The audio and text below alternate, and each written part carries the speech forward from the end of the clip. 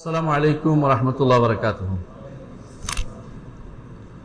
আলহামদুলিল্লাহি রাব্বিল আলামিন ওয়া সলাতু ওয়া সালামু আলা আশরাফিল আমবিয়া ওয়াল মুরসালিন নবিয়িনা মুহাম্মাদিন ওয়া আলা আলিহি ওয়া আসহাবিহি আজমাইন। আম্মা বাদ, আমরা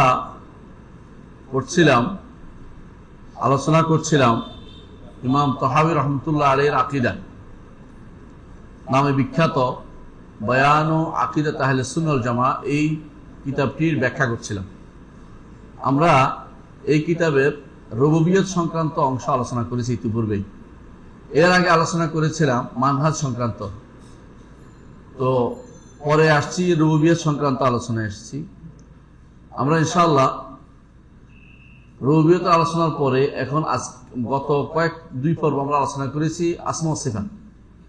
আপনারা জানেন তাওহীদের তিনটি অংশের মধ্যে রুবুবিয়ত, আসমা ও সিফাত, উলুহিয়ত। তো আমরা রুবুবিয়ত আলোচনা করেছি অনেকগুলো পর্বে। আসমা ও সিফাতের দুটি পর্ব আমাদের চলে গেছে। আসমা ও সিফাত আল্লাহর নাম এবং গুণের বিষয়ে। তো প্রথম যে কথাটি ইমাম তাহাবী রাহমাতুল্লাহ আলাইহি বলেছেন সেটা হচ্ছে ইন্নাল্লাহু ওয়াহিদুন লা শারীকা লাহু, আল্লাহ তাআলা তিনি এক, তার কোনো কি নাই, শরীক নাই, তার কোনো শরীক নেই। তারপর আসমা ও সিফাতের ক্ষেত্রে তিনি তানজিহ দিয়ে শুরু করেছেন। তানজিহ অর্থ হচ্ছে পবিত্র ঘোষণা করা। তানজিহ অর্থ হচ্ছে পবিত্র ঘোষণা করা। তাসবিহ অর্থ, তানজিহ অর্থ একটাই, তানজিহ এবং তাসবিহ। এবং তিনি বলেছেন, শুরু করেছেন ওয়ালা শাইআ মিসলুহু, এটা 2 নম্বর। এটা ওয়ালা শাইআ মিসলুহু, তার মতো কোনো কিছু নাই। মিসলিয়া যেটা আমরা এটা আলোচনা করেছি অনেক লম্বা টাইম নিয়ে, যে আল্লাহ তাআলার মতো কোনো কিছু নাই, এতে কোনো সন্দেহ নেই। এটাই হচ্ছে কোরআনের ভাষ্য, লাইসা কামিসলিহি শাই, লাইসা কামিসলিহি শাই, তার মতো কোনো কিছু নাই। কিন্তু কোরআনের ভাষ্য অনুসারে পার্থক্য হচ্ছে, কোরআন কিন্তু শাবিহকে নিষেধ করে নাই, লাইসা কাশিবিহি শাই বলে নাই। মাসিল এবং শিবির মধ্যে একটা পার্থক্য আছে। এই যে অনেকেই দেখবেন যে তাসবিহ নিয়ে বাড়াবাড়ি করে, এবং আমাদেরকে অনেক সময় বলে যে আমরা তাসবিহ দেই। তো যারাই আল্লাহর সিফাত সাব্যস্ত করে ওদেরকে তাসবিহ দেওয়ার এই বদনামিটা আমাদের অনেক আগ থেকে আসছে। বিশেষ করে ফালাসিফারা বলতো জাহমিয়াদেরকে তোমরা তাসবিহ দাও, জাহমিয়ারা বলতো মুতাজিলাদেরকে তোমরা তাসবিহ দাও। মুতাজিলা বলে আশারি মাতুরিদীদেরকে তোমরা তাসবিহ দিস, আর আশারি মাতুরিদীরা আমাদেরকে আহলুস সুন্নাহ ওয়াল জামাতকে বলে তোমরা তাসবিহ দাও। অর্থাৎ যারাই কিছু সাব্যস্ত করে তারা নাকি তাসবিহ দেয়। অথচ তামসিল এবং তাসবিহর মধ্যে পার্থক্যটা বোঝা খুব দরকার। তামসিল এবং তাসবিহর মধ্যে কি পার্থক্য? তামসিল হচ্ছে হুবহু একরকম হওয়া, হুবহু একরকম হওয়া। কোরআনে কারিমে আল্লাহ তাআলা এটা নিষিদ্ধ করেছেন, বলেছেন লাইসা কামিসলিহি শাই, কামিসলিহি শাই, অর্থাৎ তার মতো কোনো কিছু নাই। এমনকি কেউ বলেছেন কা অর্থ হচ্ছে তার মিসলিহি, তার মতো কিছু নেই। আল্লাহর মতো কিছু নেই। ধরেন আপনি যদি কোনো একটা কম্পিউটার বানান, আরেকজন দেখে একটা বানালে মতো হলো। এখন মতো বানাতে ঠিক মতো হয় না, অনেক সময় একই রকম হয় না, কিছুটা গুণগত পার্থক্য থাকে, মানগত পার্থক্য থাকে। তো আল্লাহ লাইসা কামিসলিহি শাই, তার মতো নাই, মতো দূরের কথা। বুঝে যাচ্ছে কথাটা? এটা এক অর্থ করছে কেউ বলছে না এটা নয়, বরং লাইসা কামিসলিহি কাপটা জিয়াদা বেশি বোঝানোর জন্য বুঝাইছে যে কোনো রকমই তার মতো কিছু সাব্যস্ত করা যাবে না। মানলাম তার মতো আমরা সাব্যস্ত করি না। মতো দুইভাবে হয়, নামের দিক থেকে হয় এবং সত্তার দিক থেকে হয়। বুঝে যাচ্ছে? সত্তার দিক থেকে হয়, নাম ও গুণের দিক থেকে হয়। আল্লাহ তাআলার সত্তার মতো কোনো সত্তা নাই। আল্লাহ তাআলার নামের মতো হাল তাআলামু লাহু সামিয়া, সম নামের কোনো কিছু নাই। আমরা তো দুজন হলে এক নাম হলে কি বলি? যে আমার কি একই নামের কি বলে এদেরকে? হ্যাঁ, মিতা বলে। এরকম মিতাও নাই আল্লাহর জন্য, হাল তাআলামু লাহু সামিয়া, এরকম মিতাও নাই। বুঝে যাচ্ছে কথাটা? লাইসা কামিসলিহি শাই, তো হাল তাআলামু লাহু সামিয়া। সুতরাং বোঝা গেল এটা যে সত্তার মতো কোনো সত্তা নাই, শুধু নাম দিয়েও একই রকমের দুইটা নাই কোনোটা। এখন প্রশ্ন হচ্ছে, আমরা কোরআনে দেখতে পাই, হাদিস কোরআন সুন্নাহ দেখতে পাই, আল্লাহর নামও আছে একটা, বান্দার নামও একই জিনিস আছে, সামিউ এবং বাসির আছে না? এইটাকে বলা হয় কোন দিক থেকে শাবিহ বলে এটাকে, এটা পূর্ণ মাসিল না। তো শাবিহ দুই প্রকার, তাসবিহ হলো দুই প্রকার। একটা হচ্ছে হুবহু মিলে দেওয়া, এটাকেও কেউ তাসবিহ বলতে পারে, কোনো সমস্যা নেই। কিন্তু এইটা নাই, এতে কোনো যখন আমরা বলি আহলুস সুন্নাহ ওয়াল জামাত যখন বলে তার কোনো তাশবিহ নাই, তার কোনো শাবিহ নাই, বুঝতে হবে মাসিল অর্থে, যে মিসাল অর্থ, হুবহু কোনো কিছু মিল থাকবে না। কিন্তু যখন আহলুস সুন্নাহ ওয়াল জামাত বলে যে মাসিল নাই, তো শাবিহ তো অস্বীকার করে নাই, এই সব অর্থ হচ্ছে তার নামের দিক থেকে কোনো না কোনো ভাবে একটা মিল তৈরি করা যাবে, বুঝলেন কিনা? সেটা আমি বুঝাই বলি। একজনে কুল আল্লাহ তাফসীর করতে করতে কারবালা চলে গেছে, তো বলে যে তুমি কারবালায় গেল কেমনে কুল আল্লাহ তাফসীরে? তো কেন? কুল আল্লাহ কার নাযিল হয়েছে? রাসূল সাল্লাল্লাহু আলাইহি ওয়াসাল্লাম, হাসান হোসেন কার নাতি? মুহাম্মদ সাল্লাল্লাহু আলাইহি ওয়াসাল্লাম, মিল হয়ে গেল। এরকম মিল দেওয়া তো নিষেধ নাই, বুঝলেন কথাটা? এরকম মিল তো যে কোনো, ইবনে তাইমিয়া রাহমাতুল্লাহ আলাইহি জন্য বলছেন মা মিন শাইইন ইল্লা বাইনাহুমা কদুন মুশতারাক কদুন ফারিক, যে কোনো দুইটা জিনিসের মধ্যে কিছু মিল দেখানো যাবে, কিছু বেমিল দেখানো যাবে। তাহলে টেবিল আর আমার মধ্যে কি মিল? এটা একটা জায়গা জড়িয়ে থাকে, আমিও জায়গা জড়িয়ে আছি, এটার একটা নাম আছে, আমার একটা নাম আছে, আছে না? মিল হয়ে গেল। এটা একটা গুণ আছে, আমার একটা গুণ আছে, কিন্তু আমি আর টেবিল কি একরকম? কোনোভাবেই না। তাহলে এরকম মিল দেখাইলেই নাজায়েজ হয়ে যাওয়া, মিল দেখাইলেই যে এটা তো এত মিল হয়ে গেল বাদ দিয়ে দেই, এরকম করলে আর দুই জিনিস খুঁজে পাবেন না একসাথে। আল্লাহর অস্তিত্ব আছে, বান্দার অস্তিত্ব আছে, তাহলে মিল হয়ে গেল। অস্তিত্ব মিল থাকলেই দুইটা একরকম হলো না, অস্তিত্ব মিল থাকলে। তো এই জাতীয় জায়গাতে মেসিল নিষিদ্ধ, হুবহু একরকম হওয়া নিষিদ্ধ, কিন্তু শাবিহ কোনো না দিক থেকে একটা মিল তৈরি করে দেয়া, এটা ইসলামী শরীয়তে নিষেধ করা হয় না, কোরআনও আসে না, হাদিসে আসে নাই। এই জন্য কেউ যদি বলে আল্লাহর শাবিহ আছে কিনা, আল্লাহর কোনো শাবিহ আছে কিনা, তাকে জিজ্ঞাসা করতে হবে। শাবিহ শব্দটি হচ্ছে লফজুল মুজমাল, অর্থাৎ বাক্য সাপেক্ষ শব্দ, ব্যাখ্যা করতে হবে। আল্লাহ কোরআন নিষেধ করে নাই, হাদিসে নিষেধ আসে নাই, মাসিল নিষেধ আসছে, মিসাল আসছে, কিন্তু শাবিহ নিষেধ করে নাই। কারণ তুমি শাবিহ এটা তৈরি করতেই পারো, ঘুরে ফিরে তৈরি করে নিষেধ করবে, এটা আল্লাহ রাসূল বলে নাই, বুঝে আসছে? যেমন মানুষ সামি, আল্লাহ সামি, আল্লাহ শোনেন, কিন্তু মানুষেরটা হচ্ছে আল্লাহ প্রদত্ত, আর আল্লাহটা হচ্ছে তিনি স্বয়ং এটার মালিক, শোনানোর মালিকও তিনি যা শোনান আমরা তা শুনি। এটার মধ্যে এই জাতীয় মিল দিয়ে ফেললেই নিষিদ্ধ হয়ে যায় না। সুতরাং এই জন্য বলছে লা শাইআ মিসলু। এখানে আরেকটা নীতি আমাদের কাজ করতে হবে, বুঝতে হবে, সেটা হচ্ছে যে কোরআনে কারীমে এবং সুন্নাতে দেখবেন যে আল্লাহ তাআলার নাম যা নিষেধ করা হয়েছে এটা সংক্ষেপে বলছে, আর যেটা সাব্যস্ত করেছে ব্যাপক বলছে। যেমন ওয়াল্লাহুল খালিকুল বারিউল মুসাউবির লাহুল আসমাউল হুসনা, আছে না? এর আগে ওয়াল্লাহু আল মালিকুল কুদ্দুসুস সালামুল মুমিনুল মুহাইমিনুল আজিজুল জব্বার মুতাকাব্বির, কতগুলি বলছে, খেয়াল করেছেন নামগুলো। এরকম গুণ জায়গায় জায়গায় গুণ বর্ণনা করা হয়েছে অনবরত, নাম আর গুণ ব্যাকরণ ভর্তি, কোরআন সুন্নাহ ভর্তি। এর বিপরীতে সংক্ষেপে বলা হয়েছে লাইসা কামিসলিহি শাই, তার মতো কোনো কিছু নেই।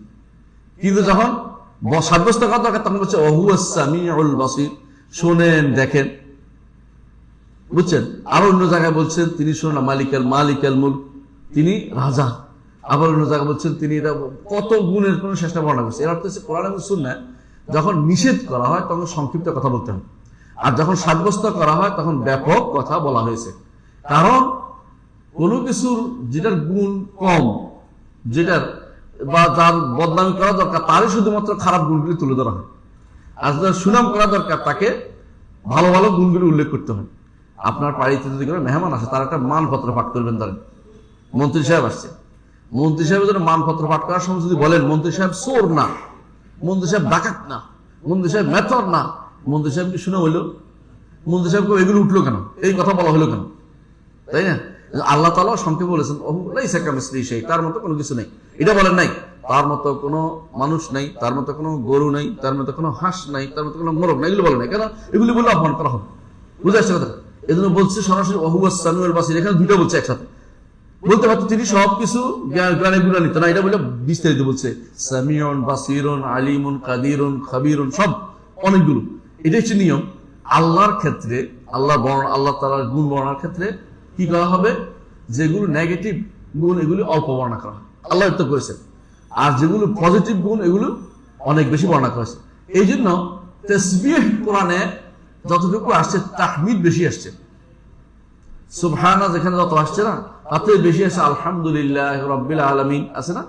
তারপর আজকে সূরা কাহফ পড়ছে, আলহামদুলিল্লাহিল্লাযী আনজালা আলা আবদিল কিতাব ওয়া লাম ইয়াজআল, ওখানে আলহামদুলিল্লাহ ফাতিরিস সামাওয়াতি ওয়াল আরদ, দেখছেন না? মানে যত বেশি তাহমিদ হলো সাব্যস্ত করার গুণ, আর তানজিহ বা তাসবিহ হলো নেগেটিভ মানে অসাব্যস্ত করার গুণ, যেগুলিকে আপনি বাদ দিবেন। অপবিত্র কোনো কিছু তারকে আনা যাবে না, খারাপ কোনো কিছু তার জন্য সাব্যস্ত করা যাবে না, তারপরে নেগেটিভ কোনো গুণ তার জন্য সাব্যস্ত করা যাবে না। এই জন্য তাসবিহ আর তাহমিদ হলো পজিটিভ গুণ, তাসবিহ তাহমিদ, বুঝছো তো? এই দুইটাকে এই জন্য কোরআন এবং সুন্নাহর মধ্যে আপনি প্রচুর পাবেন। আপনি দেখবেন কোরআনে কারীমে আল্লাহ তাআলা দেখবেন বলছেন তাসবিহ হচ্ছে ওয়া মিন শাইইন লা ইউসাব্বিহু বিহামদিহি ওয়ালাকিন লা তাফকাহুনা তাসবিহাহু। একদিক দিয়ে কি করছে, তানজিহ করেছে যে সবাই আল্লাহ কি করে, তার তাসবিহ পাঠ করে, কিন্তু তোমরা সবাই তার তাসবিহ বুঝো না। আবার বলছে কিন্তু যখন হামদের কথা আসছে, আল্লাহ বলছে ওয়ালাহুল হামদু ফিস সামাওয়াতি ওয়াল আরদ, আসমান জমিনে সব জায়গায় তার হামদ, আসমান জমিনে সব জায়গায় তার প্রশংসা। প্রশংসা যখন করবেন, নেগেটিভ গুণ দিয়ে প্রশংসা হয় না। নেগেটিভ গুণ যদি উল্লেখ করেন আপনাকে, তখন বলতে হবে যে এই লোক আমাকে অপমান করছে, আমাকে এটা বলা হলো কেন? যদি বলে তুমি কালকে বিছানায় পেশাব করছো, এটা কি আজকে তো আর করো না, ওইটা বলা, বলছে ওইটা বললা কেন? তুমি একটু বলছো ভালো, যে আমি ভালো, কিন্তু তুমি খারাপ কথা না বলে আমাকে একটু অপমান করে দিলে, তাই না? এই জাতীয় নেগেটিভ গুণ আল্লাহর জন্য কখনো সাব্যস্ত করা ক্ষেত্রে নেগেটিভ গুণগুলো যতটুকু আসছে ততটুকুর বাইরে বলা যাবে না। কম আসছে, কোরআন সুন্নাহ সবচেয়ে কম আসছে, এক কথা বলে দিয়েছে। আর যেখানে আসছে সেখানে বুঝতে হবে বিশেষ কোনো কারণে আসছে। যেমন ধরেন আল্লাহ তাআলা বলছেন কোরআনে কারীমে যে তার মতো কোনো কিছু বলছে, ধরেন ওয়ালা ইয়াউদু হিফযুহুমা, আসমান জমিন হেফাজত করতে তার কোনো কষ্ট হয় না। এর বিপরীতটা সাব্যস্ত করতে হবে। আরেকটা নীতি, যখনই কোথাও নেগেটিভ গুণ আসে এর বিপরীতটা আমাদের জন্য সাব্যস্ত করতে হয়। নেগেটিভ গুণ আসছে, ধরেন কি আসছে, লা তাখুযু সিনাতুন ওয়ালা নাওম, তার ঘুমও আসে না, তন্দ্রাও আসে না। এটা দ্বারা কি বুঝাইছে? উল্টানা সাব্যস্ত করেন কি, তিনি হাইয়ুন, জীবিত। কারণ জীবিত মানুষে যদি কোনো মানুষ ঘুমায় যায় তো এটা একটা মৃত্যু। আল্লাহ তাআলা তিনি হাইয়ুন, এই জন্য তার কোনো তন্দ্র আসে না, ঘুম আসে না, বুঝতে আছে তো? অর্থাৎ বিপরীতটা সাব্যস্ত করতে হবে। যেখানে বিপরীতটা নাই সেটা সাব্যস্ত করা যাবে না, যে বিপরীতটা নাই, বিপরীতটা ক্ষতিকর, সেটা সাব্যস্ত করা যাবে না। ধরেন আল্লাহ তাআলা কথা বলেন না, কিন্তু আপনি আল্লাহকে মুতাকাল্লিম নামটা দিতে পারবেন না। কেন দিতে পারবেন জানেন? যারা কথা বলে দুনিয়াতে, আল্লাহর জন্য যারা কথা বলে দুনিয়াতে, এদের মধ্যে কেউ ভালো কথা বলে, খারাপ কথাও বলে, ঠিক আছে, বুঝছেন তো? আল্লাহর জন্য কথা বলার গুণটা সাব্যস্ত করতে পারেন, কিন্তু মুতাকাল্লিম নামটা সাব্যস্ত করতে পারতেছে না। এরা যেমন আল্লাহ তাআলা ইচ্ছা করেন, আপনি ইচ্ছা করেন, কিন্তু আল্লাহকে মুরিদ নামটা দিতে পারবেন না। কারণ নাম দিতে পারবেন না, কারণ এরাদা তো ভালো হয় মন্দ দুইটাই হয়। আল্লাহর জন্য খারাপের নাসবত আল্লাহ দিয়ে করা যায় না।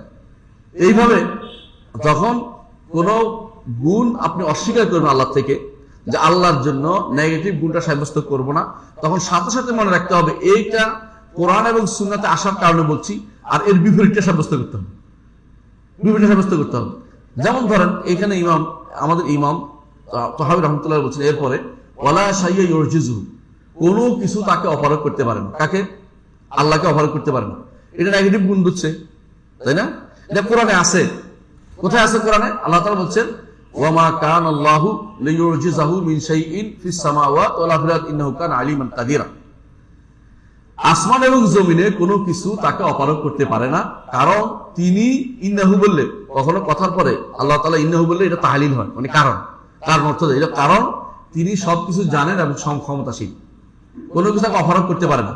এখান থেকে তিনি নিয়েছেন ওয়া শাই ইউরজিজু, এখানে আছে মা কানা আল্লাহু লিইউরজিজাহু মিন শাই। এখন বলেন যে অপারগ করতে পারেন, এর বিপরীতটা কি সাব্যস্ত করছে? কামালুল কুদরা, পূর্ণ ক্ষমতা, সক্ষম তিনি। শুধু ওনাকে তিনি তো এটা করতে পারেন না বলার কোনো অর্থ হয় না, যতক্ষণ কিন্তু কামাল কুদরা সাব্যস্ত করার জন্য বিপরীতটা সাব্যস্ত না করবেন।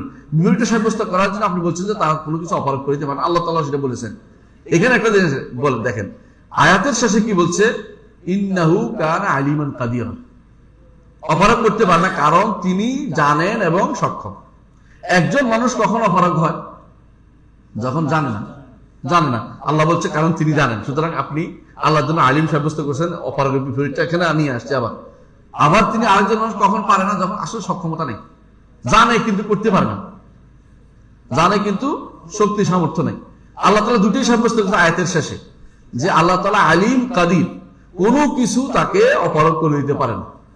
এই যে শুধু অপারগ করতে পারে না বললে আপনার কাছে মনে হইতে পারে যে অপারগ করতে পারে না, তাহলে বোধহয় এটা উল্লেখ করা যেতে পারে, কোনো একটা সমস্যা থাকতে পারে। কিন্তু আল্লাহ বলছে না, কোনো সমস্যা নয়, সমস্যা না, আমি জানি, আমি সক্ষম এবং জানি, তারপরে আমাকে অপারগ করতে পারে না, এই জেনে শুনেই বলছি। কারণ আমার জন্য তোমরা আলিম এবং কাজী সাব্যস্ত করো, বিপরীতটা আয়াতের শেষে নিয়ে আসছেন। এর অর্থ যখনই এরকম কিছু আসবে আপনাকে মনে করতে হবে যে নেগেটিভ গুণ কোরআন সুন্নাতে সরাসরি উদ্দেশ্য হচ্ছে এর বিপরীতটা সাব্যস্ত করা। যখনই আসছে ধরেন লাম ইয়ালিদ ওয়া লাম ইউলাদ, এর অর্থ হচ্ছে তিনি কি কারো মুখাপেক্ষী নন। সন্তানের প্রতি মুখাপেক্ষী বাবা, বাবার প্রতি মুখাপেক্ষী সন্তান, সোজা কথা এটা। যখনই বলছে লাম ইয়ালিদ ওয়া লাম ইউলাদ, অর্থ কি কারো মুখাপেক্ষী তিনি নন, কারণ তিনি সমাদ। আল্লাহ আহাদ, আল্লাহু সামাদ, লাম ইয়ালিদ ওয়া লাম ইউলাদ, সমাদের সমাদ সাব্যস্ত করার জন্য এটা ব্যাখ্যা করছে এটা দিয়ে। কিন্তু মূল উদ্দেশ্য যদি সমাদ উল্লেখ না করা হয় তো লাম ইয়ালিদ ওয়া লাম ইউলাদ বলার দরকার ছিল না। তিনি সমাদ, এইটা সাব্যস্ত করার জন্য। অর্থাৎ যখনই নেগেটিভ গুণ আসবে উদ্দেশ্য হবে নেগেটিভটা মূল উদ্দেশ্য, উদ্দেশ্যের বিপরীতে একটা পজিটিভ গুণ বা কয়েকগুলো পজিটিভ গুণ আসবে, এই জন্য আল্লাহ তাআলা সেটা বুঝতে করেছেন। বুঝছেন কথাটা? যখন এটা আসছে আপনি দেখবেন এই বিপরীতটা ভালো। এটা খুব হাতে গোনা কয়েকটা গুণ আল্লাহ তাআলা উল্লেখ করেছেন যে তাকে অপারগ করতে পারে না, ঘুম তার নাই, তিনি অক্ষম হন না, এগুলি বলেছেন। এর বিপরীতে শত শত পজিটিভ গুণগুলো আল্লাহ তাআলা উল্লেখ করেছেন।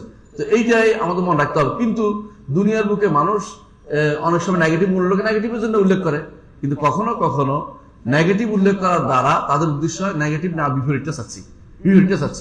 দেখেন একজন ব্যক্তি বলে, অনেক সময় যখন কেউ বলে যে আমার কওমি ওয়া ইন কানু যাওই আদাদিন লাইসু মিন আশ-শাররি ফি শাইইন ওয়া ইনহানা, কবি বলতেছে আমার কওম, আমার গোষ্ঠী অনেক মানুষেরা, কিন্তু অপমান হলেও কিছু করতে পারে না।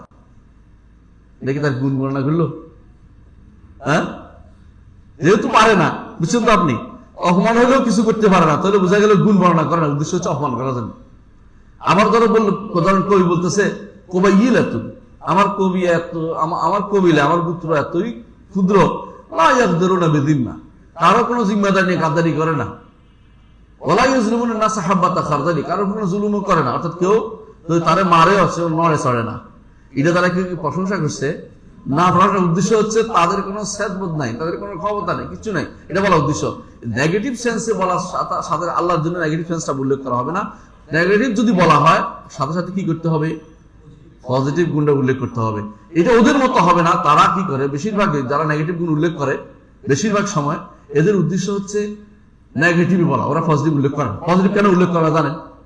হ্যাঁ, পজিটিভ গুণ উল্লেখ করলে তো একটা সাব্যস্ত করা হলো, সাব্যস্ত করা হলে তিনি তো ওয়াহিদ একক থাকলেন না, ডবল হয়ে গেলেন, বেশি হয়ে গেলেন, তিনি তো বেশি হয়ে যাবেন। আল্লাহ তো এক করতে হবে, আমরা এক করার দরকার নেই, এক আমি সাব্যস্ত করব, এক করব না, এক আমি ঘোষণা করছি, কিন্তু তিনি একই আছেন। আর এরা মনে করছে যে আল্লাহকে এক বানাতে হবে, তিনি যেন কোনো ক্রমে গুণ ওলা হলে তো বেশি হয়ে যাবে, যেন গুণ যেন না থাকে, এই চিন্তায় তারা বিভোর থাকে। বুঝে আসে? এই জন্য আমাদের ইমাম তাহাবের মধ্যে একটু এরকম কিছু এরকম ছিল আর কি টেন্ডেন্সি, এই জন্য তিনি নেগেটিভ গুণটা উল্লেখ করেছেন। আপনি খেয়াল করেছেন, প্রথম বলছেন লা শাইয়া মিসলুহু মাল্লাম ওয়ালা শাইয়া ইউজিজুহু মাল্লাম, দুটোই কোরআন হাদিসে আসছে। কিন্তু এরপরও দেখবেন যে এমন এমন শব্দ ব্যবহার করছে এটা এখন আসতেছে আমাদের, যেগুলো কোরআন হাদিসে আসে নাই, অথচ তিনি উল্লেখ করেছেন। দেখেন বলতেছে কাদিমুন বিলা ইবতিদা, এরপরে বলতেছেন আজকে আমরা এতক্ষণ কি নেগেটিভ গুণ দুইটা এখন সাব্যস্ত করতে যাচ্ছেন, সাব্যস্ত করতেন তার গুণগুলো সাব্যস্ত, কিছু গুণ সাব্যস্ত করবেন, বলছেন কাদিমুন, এরপর সাথে সাথে বলছেন বেলা ইবতিদা। কাদিমুন অর্থ কি? প্রাচীন। প্রাচীন বলতে সর্বপ্রাচীন বুঝায় না, বুঝলেন কিনা? ভাই ঘর এটা পুরান, কাদিম পুরান ঘর, তাই না? পুরান ঘর আগে কি আর পুরান ঘর কোনদিন ছিল না? আরো পুরান ঘর হইতে পারে না? অনেক বিরান ঘর মরে গেছে, শেষ হয়ে গেছে, পুরান ঘর থাকতে পারে। অথচ তিনি কাদিম বলেছেন। বেলা আল্লাহ সম্পর্কে বলছে তো আল্লাহ কাদিম। আল্লাহ যে কাদিম হয় তাহলে কোন কাদিম, এটা বন্ধ করার জন্য এরপর বলছেন বেলা ইবতিদা, যার কোনো শুরু নাই, যার কোনো শুরু নাই। এত কষ্ট তিনি করছেন, অথচ তিনি একটা শব্দ বলতে পারতেন কোরআনে, সেটা কি? আল আউয়ালু। কোরআনে আল্লাহ নিজে বলে দিয়েছেন আল আউয়ালু, এবং তাফসীর করেছেন রাসূল নিজে, হুয়াল আউয়ালু ফালাইসা ক্বাবলাকা শাই, আনতাল আউয়ালু ফালাইসা ক্বাবলাকা শাই। আল্লাহ আপনি হচ্ছেন আউয়াল, আপনার আগে কোনো কিছু নাই। এটা বললে হয়তো না বলে তিনি আনছেন কাদিমুন বেলা ইবতিদা, যার কোনো শুরু না। অথচ কাদিম শব্দটি কোরআন এবং সুন্নাহয় কখনো আল্লাহ জন্য ব্যবহৃত হয়নি। এবং আল্লাহকে বলতেও পারবেন আব্দুল কাদিম, আপনি বলতে পারেন না। আব্দুল কাদিম বলতে পারবেন না, আল্লাহ তো কাদিম তার নাম রাখে নাই, বুঝে আসছে? তাহলে আপনি কাদিম শব্দটি দিয়ে আল্লাহর নাম রাখতে পারেন না, কিন্তু খবর দিতে পারেন। খবর কি? হ্যাঁ, তিনি পুরান। এটার চেয়ে উত্তম হচ্ছে আল আউয়াল বল, এটা আল্লাহর নাম, আব্দুল আউয়াল নাম হয়, নাম বলতে পারতেন। তাহলে আপনার জন্য এখানে আর কোনো সমস্যা থাকবে না। কিন্তু এটা যখন বলছে কাদিম বলছে, তখন একটা সমস্যা আসতে পারে। কাদিম হইলে তাহলে কি তার কি শুরু আছে? তখন এটাকে বন্ধ করা যায়, বলছে বেলা ইবতিদা, না এটার কোনো শুরু নাই। কেন শুরু নাই বলছে? কাদিম দেখেন সময়ের সাথে রিলেটেড। কাদিম সময় না, এই সময় এটা পুরান, আরেক সময় এটা পুরান। ধরুন আপনি যখন কোন একটা ভাষণ দিবে আপনাকে বইয়ের, বলতে এটা তো পুরান কিতাব, পুরান বই, কিন্তু এর পুরানো তো আরো আছে, আরো বই আছে। তো আপনি এটা বন্ধ করার জন্য এখন বলছেন বেলা ইবতিদা, যার কোনো শুরু নাই, যার কোনো শুরু নাই। নিঃসন্দেহে আল্লাহ তাআলার কোনো শুরু নাই, তিনি সবসময় আছেন। এটা তিনি যে শব্দ ব্যবহার করছেন সেটা হচ্ছে আল আউয়াল, তিনি প্রথম। প্রথম বললে আর প্রথমের আগে জিরো, প্রথমের পিছনে জিরো। প্রথম বললে যখন কাদিম বলবেন তখন কাদিমুন কাবলাহু কাদিমুন কাবলাহু কাদিম, তো আপেক্ষিক জিনিস, আপেক্ষিক জিনিস। আমার এই জামা পুরান, কিন্তু আরো পুরান জামাও তো আমার কাছে থাকতে পারে। তাহলে আমি কাদিম বলেছি, উনি যা বলেছেন এটা দ্বারা তিনি আল্লাহর গুণ সাব্যস্ত করতে যাচ্ছেন। নাম নয় এটা, এবং কাদিম আল্লাহর কোনো গুণও না, কারণ কেদাম। অথচ এটা কেন বলছেন?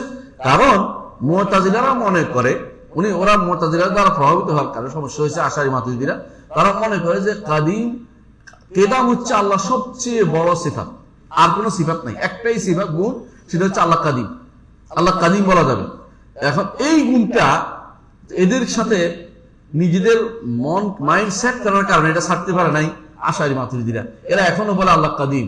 আল্লাহ কাদিম না বলে কি বলবো আমরা? আল্লাহ ওয়াল আউয়াল, ওয়াল আউয়াল। এটা তিনি বলে, এটা এখানে এই জায়গাটুকু আমরা দেখতে পাচ্ছি কোরআনের তাবিরের বিপরীতে চলে গেছে। কোরআন কখনো আল্লাহর জন্য কাদিম শব্দ ব্যবহার করে নাই। হাদিসে এক জায়গায় আসছে শুধুমাত্র, সেটা কি? যখন মসজিদে ঢুকেন তখন একটা শব্দ আছে, আউযু বিল্লাহিল আযীম ওয়া ওয়াজিল কারীম ওয়া সুলতানিহিল কাদিম। তার প্রাচীন সুলতান, প্রাচীন ক্ষমতা, তার এটা ওসিলা দিয়ে আমি চাচ্ছি। কিন্তু সুলতানের সিফা, সিফাতের সিফা, আল্লাহর সিফাতের সিফা, খেয়াল করছে জিনিসটা? অর্থাৎ খবর দিচ্ছে তার সুলতানটা অনেক কাদিম, এটা খবর দেয়া, এটা সরাসরি তার গুণ হিসেবে উল্লেখ করা হয় নাই কোন হাদিসে। তাহলে বোঝা গেল কাদিম শব্দটি আল্লাহর জন্য আসে নাই কোথাও নাম হিসাবে, কাদিম শব্দ গুণ হিসাবে কোথাও আসে নাই। কাদিম শব্দ দিয়ে কখনো কখনো তার গুণের খবর দেওয়া হয়েছে কোরআনে কারিমে। কোরআনে কারিমে কাদিম শব্দটি মাখলুকের জন্য ব্যবহৃত হয়েছে। যেমন আল্লাহ তাআলা বলছেন যে হাত্তা আদা কাল অর্জুনুল কাদিম, চাঁদ ঘুরে আসে যেন বাঁকা শাখের মতো, বাঁকা তার কাদির মতো। এখানে কাদিম বলা আছে কারণ এইটা এই বছরের জন্য এটা কাদিম, এটা যখন ফলা দিবে আগামী বছর এরকম একটা হবে, এটাও কাদিম হবে, এটাও পুরান হয়ে যাবে বাঁকা হইলে। তাহলে বোঝা গেল যে কাদিম শব্দটি কোরআনে মাখলুকের জন্য ব্যবহৃত হয়েছে, আল্লাহর জন্য ব্যবহৃত হয় নাই। হাদিসও আল্লাহর জন্য ব্যবহৃত হয় নাই। অথচ এরা কাদিম শব্দটি না ফেলে তাদের চলেই না, তাদের কাদিম লাগবে, কাদাম নষ্ট হয়ে যাচ্ছে। এরা কেদাম নিয়ে এত বাড়াবাড়ি কেন করছে এটা জানা দরকার। ওরা মনে করে জগতের সবকিছু হাদেস, হাদেস বুঝছেন নি, নতুন করে হচ্ছে, নতুন করে হয়েছে। আশারি মাতুরিদিরা সবসময় তাদের একটাই কথা, সবকিছু হাদেস। আল্লাহ তাআলাকে সাব্যস্ত করতে হলে তাকে কাদিম বানাইতে হইব। আমরা যে হাদেস, হাদেস হচ্ছে আগে ছিলাম না এখন আসি, আগে ছিলাম না এখন আসি। তো এর বিপরীত কি? এর বিপরীত হলো কাদিম। অথচ হাদেস কোরআনে আসে নাই হিসেবে, এরকম কাদিমও আসে নাই। বরং কোরআনে কারিমে হাদিস আল্লাহ কোরআনকে বলা হয়েছে। কোথায় বলছে? মা ইয়াতিহিম মিন যিকরিম মির রাব্বিহিম মুহদাসিন, তাদের রব থেকে যত নতুন কিছু আসে তারা সেটাকে অস্বীকার করে। নতুন আসে না, একটা আয়াত আসছে আজকে, কালকে একটা আয়াত আসছে, পরশু একটা, এবার আসছে রাসূলের যুগে। আরবের মুশরিকরা কি রাসূলের সব কথা মেনে নিত না? যতই নতুন নতুন জিনিস ততই তারা অস্বীকার করেছে। তো নতুন তো আল্লাহই কোরআনের ক্ষেত্রে ব্যবহার করেছে। আর তুমি বলতেছো হাদিস সবই হলো নষ্ট, সব নষ্ট হয়ে যাবে। আল্লাহর কাম তো নষ্ট হবে না, আল্লাহর কাম তো আল্লাহ সিফাত, তিনি হাদিস বলছেন। তাহলে তোমার এই বক্তব্য কখনো শুদ্ধ না। এরা কেন এটা বলছে এটা জানতে, ওরা মনে করতেছে আল্লাহকে সাব্যস্ত করতে হলে এই পদ্ধতিতে আগাতে হবে। কোন পদ্ধতি? জগতের সবকিছু পরিবর্তনশীল। লজিকটা দেখেন, জগতের সবকিছু পরিবর্তনশীল, আর যা কিছু পরিবর্তনশীল তাই হচ্ছে নতুন। বুঝে আসছে? সুতরাং জগৎ নতুন সৃষ্ট, যা কিছু পরিবর্তনশীল তাই হচ্ছে নশ্বর। সুতরাং জগৎ সবই নশ্বর। এটা বানাইছে, বুঝছেন? কেমন বলছে? জগৎ পরিবর্তনশীল, দেখেন না পরিবর্তনশীল না? আজকে আপনি এরকম, কালকে এরকম হচ্ছেন, দাড়ি সাদা ছিল, আজকে কালো হচ্ছে, কালো, বুঝলেন না? পরে কি হয়ে গেছে, কালো ছিল সাদা হয়েছে, উল্টে হচ্ছে। হ্যাঁ, তাহলে পরিবর্তনশীল, আর যা কিছু পরিবর্তনশীল তাই নশ্বর। তো জগৎ নশ্বর। সুতরাং আল্লাহ যদি সব বুঝতে করতে, বিপরীতটা বলতে হবে যে পরিবর্তনশীল না। বুঝে আসছে? হাদেস না, সুতরাং হাদিস বিরোধ কাদিম, সুতরাং আল্লাহ কাদিম। আরে তুমি যুক্তি লজিক তো ভুল আছে, কারণ তুমি স্রষ্টাকে সৃষ্টির উপরে কেয়াস করতেছ। স্রষ্টার কেয়াস সৃষ্টির উপর হবে না। কেয়াস জিনিস হয় যে জিনিস দেখছি এটার মতো করে একটা বানাইতে হয়। আমি যদি চেয়ার টেবিলে কম্পিউটার দিয়ে কেয়াস করে হবে, তো তোমার স্রষ্টাকে সৃষ্টির উপর কেয়াস করতেছে কি জন্য? ওইটাকে কাদিম শব্দ আসবে না, হাদের শব্দ সব কোনটাই ব্যবহৃত হবে না। তার জন্য আল্লাহ যে ব্যবহার করছে এটা কি বলেছেন? হুয়াল আউয়াল, তিনি প্রথম, ওয়াল আখিরু, তিনি সর্বশেষ। তিনি সর্বশেষ এই শব্দ ব্যবহার করেছেন। সুতরাং তিনি সর্বশেষ ব্যবহার করার কারণে এখন আর কোনো কিছু সেখানে অবশিষ্ট থাকবে না। এই জায়গা থেকে আসে আবার বেদালে পড়ে গেছে। বেদাল বুঝতে কি জানেন? মুতাজিলি এখন আবুল হুজাইল আল্লাহ বলতেছে ওই যে যদি মানুষ সবসময় থাকে, আপনি সবসময় থাকেন, তো আল্লাহর দিকে মিলে গেলেন, তো আল্লাহ তো সবসময় থাকবে, তাই না? তো জান্নাতীরা সবসময় থাকবে না? আমরা বিশ্বাস করি না আমরা সবসময় থাকবে। কয় যে তাহলে আল্লাহ দিকে মিলে গেল, তো আল্লাহর নামের সাথে মিলে গেছে। না, জান্নাতীরা একসময় কি হয়ে যাবে? লয় প্রাপ্ত হয়ে যাইব। তারা আল্লাহরে সাব্যস্ত করতে যাই, আল্লাহ বান্দারে কি করছে? জান্নাত থেকে বাইর করে দিছে এরা এখন। বুঝে আসছে? আবার এরা বেদালে পড়ছে। আশায় কয় যে আল্লাহ যদি সবসময় আল্লাহ যদি সব সৃষ্টি করতে থাকেন, খালেক না, স্রষ্টা না, তিনি সব সৃষ্টি করে থাকেন, তাহলে তিনি যখন ছিলেন তখন তিনি তিনি তো আর একা থাকলেন না। বুঝলেন না কথাটা? তো তার সাথে তো আরো সৃষ্টি রয়ে গেল, আর তিনি তো আরো সৃষ্টি করেন, তো তাহলে তো তিনিও একা হইলেন না, পরে তিনি স্রষ্টা হিসেবে শেষেও তো তিনি রয়ে গেলেন। মানে প্যাচ বাইর করছে একটা। এখন বলতেছে যে ভবিষ্যতে এমন একটা সময় আসবে আল্লাহ কিছু করবে না, নাউজুবিল্লাহ। আগে আল্লাহ এমন একটা সময় ছিল আল্লাহ কিছু করে নাই, নাউজুবিল্লাহ। মানে কেন? যদি কোনো আল্লাহ কিছু করে থাকে তাহলে আল্লাহও আছে, আল্লাহ সৃষ্টিও আছে, বাস বের করছে এটা। আরে বেটা, এটা তুমি সময় তো তোমার জন্য হিসাব করতেছো, তুমি আল্লাহর উপরে সময়টা নিয়ে আসতেছো কেন? সময় দিয়ে আল্লাহ আমাকে বেঁধে দিয়েছে সৃষ্টি জগৎকে। স্রষ্টা তো সময়ের উপরে, তাকে টেনে আইনা তুমি কাদিম হাদেস যখন আনতেছে তখন তো বেলাতে হতেছে। আল্লাহ এই জন্য নিজেকে সময়ের সাথে বলেন নাই। কাদিম এবং পুরাতন এবং নতুন তো সময়ের সাথে হয়। তিনি আউয়াল আখির বলছেন, ওটা ঠিক রাখেন। আউয়াল প্রথম এবং শেষ বলেছেন, এইটা প্রথম সময়েরও আগে, প্রথমটা সময়ের আগে। প্রথম মানে এটা সময় শুরু হওয়ার আগে শুরু হয়েছে, আর শেষ হতে সময় তোমার সৃষ্টির সময়ের পরে তার অস্তিত্ব তিনি রাখছেন। আউয়াল আখির তো বললে এই সমস্যাটা আসে না। যে সমস্যা তোমরা তোমাদের মুরব্বীদের কথা, মুতাজিলাদের কথা নিয়ে যা ভেদাল করতেছে, এই ভেদাল আমাদের এই শব্দ বললে আসতো না। তাহলে তিনি হুয়াল আউয়ালু ওয়াল আখিরু, এই দুইটা শব্দটা হচ্ছে সবচেয়ে বিশুদ্ধ শব্দ। আমাদের আল্লাহর জন্য সাব্যস্ত করতে হয়, কিন্তু আমাদের ইমাম সাব্যস্ত করতে যে শব্দে, এতে কোনো সমস্যা হয় না। তিনি বলছেন কাদিমুন বিলা ইবতিদা, কাদিম তবে বিলা ইবতিদার কোনো শুরু নাই। এটা যদি এত লম্বা না করে সংক্ষেপে কি বলতে পারতো? আল আউয়াল। আবার বলছেন যে তিনি কাদিম দাইমুন বিলা ইনতিহা, সর্বদা আছেন, তার কোনো ইনতিহা নাই। এত কিছু না বলে একটা শব্দ বলতে পারতেন, কি? ওয়াল আখির। সহজ না বলে কোরআনে আল্লাহ যেটা বলছে এটা বললে যথেষ্ট হইতো, কারণ কোরআনে এইটা রাসূল নিজে হাদিসের মধ্যে উল্লেখ করেছেন। রাসূল নিজে হাদিসের মধ্যে উল্লেখ করেছেন, আল্লাহুম্মা আনতাল আউয়ালু ফালাইসা ক্বাবলাকা শাই। আল্লাহ আপনি প্রথম, আপনার আগে কোনো কিছু নাই, শুধু হিসাবের বাইরে। ওয়া আনতাল আখিরু ফালাইসা বা'দাকা শাই, আপনি সর্বশেষ, আপনার পরে কোনো কিছু নাই। এখন সব শেষ হয়ে গেল। এরপর আনতাজ যাহিরু ফালাইসা ফাওকাকা শাই, আপনি সবার উপরে, আপনার উপরে কোনো কিছু নেই। আল্লাহ সবার উপরে কোথায়? উপরে, আরশের উপরে, আরশের উপরে। এরপরে আর কেউ নেই, আপনি আছেন শুধুমাত্র আরশের উপরে, সবকিছুর উপরে। আনতাল বাতিনু ফালাইসা দুনাকা শাই, আপনি নিকটে, আপনার চেয়ে নিকটে কোনো কিছু নাই। নিকট মানে কি? নিকটে বলে থাকে, সাথে থাকা জরুরি হয় না। নিকট মানে কি? শোনার জন্য, দেখার জন্য, সাহায্য করার জন্য, বিচার আচার করার জন্য, শাস্তি দেওয়ার জন্য, শান্তি দেওয়ার জন্য নিকটে তিনি। এটা হচ্ছে বাতেন অর্থ। কিন্তু এটা অর্থ না করে বেদাতিরা অর্থ করবে, দেখবেন বেদাতির অর্থ কি, জাহের অর্থ করবে আপনি প্রকাশ্য, তাহলে কিছুই আসে না। দেখবেন অধিকাংশ অনুবাদের ক্ষেত্রে এটা করছে, বাংলা ভাষা তো অনুবাদ হয়েছে, দেখবেন এটা ভুল করছে। আবার দেখবেন অধিকাংশ ওই যে বিভিন্ন রকমের বই অনুবাদ করা হয় ইয়ার মধ্যে, দোয়ার বই তো দেখবেন যে আনতাল আউয়াল অনুবাদ করছে আপনি প্রকাশমান, আপনি আনতাল জাহের আপনি প্রকাশমান, আনতাল বাতিন আপনি গোপন। না, গোপন থেকে অর্থ না, রসুল করে দিয়েছেন আনতাল বাতিন ফালাইসা দুনাকা শাই।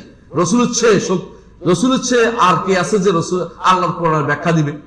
রসুল ব্যাখ্যা দিছে আনতাল বাতিন, আপনি সবচেয়ে বাতেন, আপনার চেয়ে নিকটে কোনো কিছু নাই। নিকট অর্থ করছে, আপনি বলছেন গোপন অর্থে, তাহলে আপনি তো রাসূলুল্লাহ সাল্লাল্লাহু আলাইহি ওয়াসাল্লামের কথা অর্থ করলেন না, নিজের মন মতো ব্যাখ্যা করলেন। এদের ইবনে কাসির রাহমাতুল্লাহ আলাইহি কি সুন্দর ব্যাখ্যা করছেন, দেখে নিবেন যে এখানে তিনি কোনো ভুল করেন না। কারণ সহি মানহাজের উপর থাকলে এই ভুলটা আসে না, জ্ঞানের সাথে সম্পৃক্ত এটা। কিন্তু যে যার মন মতো শব্দ অর্থ দিয়ে ব্যাখ্যা করলেই তাফসীর শুদ্ধ হয়ে যায় না। বুঝে আসছে কথাটা? তাহলে বুঝতে পারলাম আমরা যে আল্লাহর পজিটিভ গুণের মধ্যে দুইটা গুণ তিনি উল্লেখ করেছেন, একটা হলো কাদিমুন, একটা হলো দায়েমুন। কাদিম দায়েম না বলে আমরা এর বিপরীতে কি বলবো? আল আউয়ালু ওয়াল আখির। আলহামদুলিল্লাহ, আল আউয়ালু ওয়াল আখির বললে আমাদের যথেষ্ট, অন্য কোনো শব্দ আমরা এখানে ব্যবহার করব না। এখানে কিছু নাম আমরা উল্লেখ করা, সেটা হচ্ছে ইখবার করা যাবে, নাম হিসেবে কাদিম না। কিন্তু কেউ যদি বলে আল্লাহ সম্পর্কে বলে, হ্যাঁ আল্লাহ পুরান, প্রাচীন, এই প্রাচীন বলা যাবে, কিন্তু এই প্রাচীন নামও নয়, গুণও নয়, খবর দেওয়া যাবে। এই খবর দেওয়া যায়, কিন্তু নাম এবং গুণ হিসেবে উল্লেখ করা যাবে না। এটা আমাদের বলা উদ্দেশ্য। আশা করি আজকের এই অংশটা বুঝে আসছে। আমরা পরের অংশ চলে যাবো আজকে ইনশাআল্লাহ। আমাদের ইমাম বলছেন লা ইয়াফনা ওয়ালা ইউবিদ, লা ইয়াফনা ওয়ালা ইউবিদ, আল্লাহর কোনো ধ্বংস নাই, কোনো লয় নাই। আচ্ছা, আল্লাহর ধ্বংস নাই, লয় নাই, এটার বিপরীতটা সাব্যস্ত না করলে কিন্তু এটা গ্রহণযোগ্য হবে না। কারণ আমরা একটু আগে নীতি বলছি না, যে বিপরীতটা কি আছে? ধ্বংস নাই, লয় নাই, আল্লাহ নিজে বলেছে, তাই না? কি বলেছেন? হাইয়ুন কাইয়ুম। হাই যখন বলছে তখন এর অর্থটা করতে পারে যে তার ধ্বংস নাই। কিন্তু হাই যদি না থাকতো, আপনি শুধুমাত্র ধ্বংস নাই বললে এটা অপমানজনক কথা হইতো, আপনি যদি বলতেন যে তিনি জাওহার না, তিনি জিসিম না, তিনি এটা না ওইটা না, তাহলে আজে বাজে কথাগুলি বলা হতো। এগুলি বলা যাবে না, কারণ আপনি এগুলি তো হাদিস কোরআন হাদিসে আসে না। কিন্তু লা ইয়াফনা ওয়ালা ইউবিদের আরবিতে আসছে, কোরআনে আসছে। কেমন? আল্লাহ বলছে কুল্লু মান আলাইহা ফান। কুল্লু মান আলাইহা অর্থ কি? মান আলাইহা অর্থ কি? আলাইহা জমিনের উপরে, বুঝছেন তো কথাটা? জমিনের উপরে যা আছে সবই ধ্বংসপ্রাপ্ত হবে। আল্লাহ কি জমিনের উপরে? না, আল্লাহ কোথায়? আরশের উপরে। এই জন্য অনেকে বুঝেই না, আল্লাহ তো সব ধ্বংস হয়ে যাবে, তাহলে কুল্লু মান আলাইহা ফান। আরে বেটা, এটা জমিনের কথা, আলাইহা বলছে। আসমানে যা আছে তা ধ্বংস হবে, কোথায় পাইছি? অন্য আয়াতে ওয়ানুফিখা ফিস-সূরি ফাসায়কা মান ফিস সামাওয়াতি ওয়া মান ফিল আরদি ইল্লা মান শাআল্লাহ, যে আসমান জমিনে যখন সিংহে ফুৎকার দেওয়া হবে, আসমান এবং জমিনে যা আছে সব ধ্বংস হয়ে যাবে। বুঝে আসছে? তাহলে বুঝে আসমান জমিন দুইটাই ধ্বংসের কথা আমরা পাইছি, কিন্তু এর উপরেরটা ধ্বংসের কথা আমরা পাই না। তাহলে বুঝা গেল উপরেরটা ধ্বংস নাও হইতে পারে, না অনেক কিছু ধ্বংস হবে না। যেমন কি আরশ, কুরসি, আল্লাহর সাথে সম্পৃক্ত কোনো কিছু ধ্বংস হবে না, আল্লাহর সাথে সম্পৃক্ত কোনো কিছু ধ্বংস হবে না। এই জন্য আল্লাহ তাআলা বলছে ওয়ায়াবকা ওয়াজহু রাব্বিকা যিল জালালি ওয়াল ইকরাম। বেদাতীরা বলে আল্লাহর তো তাহলে শুধু চেহারাটা থাকবে আর সব ধ্বংস হয়ে যাবে। আমরা এটা বলছি কোনোদিন? মিথ্যা কথা বলে। হ্যাঁ, তথাকথিত পীরে মিথ্যা কথা বলে আমাদের নামে। পীর আছেন একটা, মানুষদের শুধু কথা কাফের বলে, এরা মিথ্যা কথা বলে। ওরা বলে, সালাফিরা বলে আল্লাহ শুধু চেহারাটা থাকবে আর সব ধ্বংস। আমরা বলছি এটা কোনোদিন? না, আমরা বলি আল্লাহর সাথে সম্পৃক্ত কোনো কিছু ধ্বংস হবে না, তার সাথে সম্পৃক্ত কিছু ধ্বংস হবে না, এবং তিনি যা চাইবেন সেটাও থাকবে। আর বাকি আসমান জমিনে সব কি হয়ে যাবে? ধ্বংস হয়ে যাবে। এটা হচ্ছে কোরআনের ভাষ্য। কোরআন আল্লাহ তাআলা বলছেন ওয়ায়াবকা ওয়াজহু রাব্বিকা যুল জালালি ওয়াল ইকরাম। অনুরূপ আল্লাহ তাআলা বলছেন কুল্লু শাইইন হালিকুন ইল্লা ওয়াজহা। অনুরূপ আল্লাহ তাআলা বলছেন, এটা একটা অর্থ যে ওয়া তাওয়াক্কাল আলাল হাইয়্যিল্লাযী লা ইয়ামুত, আল্লাহ তাআলা তিনি মারা যাবেন না। এটাই হচ্ছে লা ইয়াফনা ওয়ালা ইউবিদ, অর্থাৎ তিনি দুইটা জিনিস, তিনি মারাও যাবেন না এবং তার কোনো কিছু ক্ষমতাও কি হবে না, লয় মাত্র হবে না, চলে যাবে না। দুইটাই হচ্ছে হাইয়ুন কাইয়ুমের অর্থ। তো বলতে পারতেন আপনি এত লম্বাটা কথা না বলে, লা ইয়াফনা ওয়া লা ইউবিন না বলে কি বলতে পারতেন? হাইয়ুন কাইয়ুম। কোরআন হাদিসের শব্দ বললে তো আপনাদের ভালো ছিল। এই জন্য যত বেশি সালফে সালেহীন বই পড়বেন তারা কোনোদিনই শব্দগুলি ব্যবহার করে নাই। সালাফদের বইতে এটা পাবেন না, কিন্তু মুতাকাল্লিমদের বইতে শব্দগুলি বেশি আছে। তো এইখানে কেন আমরা মেনে নিচ্ছি, এগুলো কোরআন সুন্নাহর মুওয়াফিক হয়েছে। শব্দগুলো হলেও মূলটা ঠিক আছে, মূল কথাটা কোরআন সুন্নাহ আছে।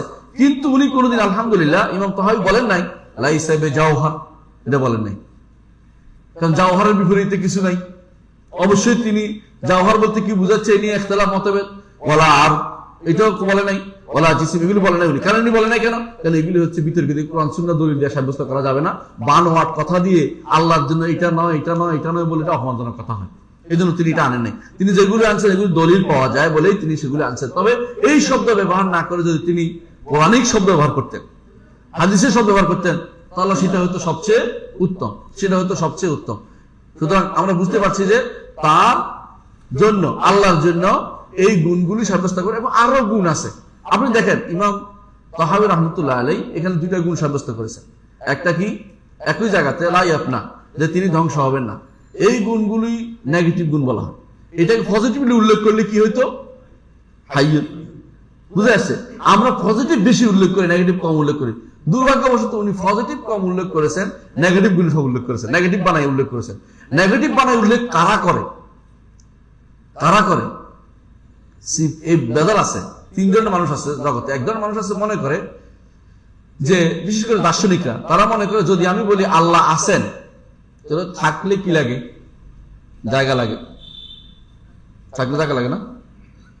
থাকলে কেন? আপনি জানেন যে কোনো জিনিস আছে একটা জায়গা লাগে, সোজা কথা এটা। তো হতে হতে না তত্ত্বাবাদ। আচ্ছা, তারপর তো কি বলতে হবে?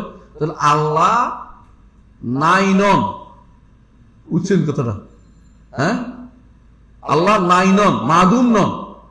বুঝছেন? আল্লাহ মাদুম নন। তো না মা ভাই না মাদুম নন, নাই নন তো আছে না, ওইটা বলবো না, এটা বলবো। এইটা বললে তো জায়গা লাগতেছে না।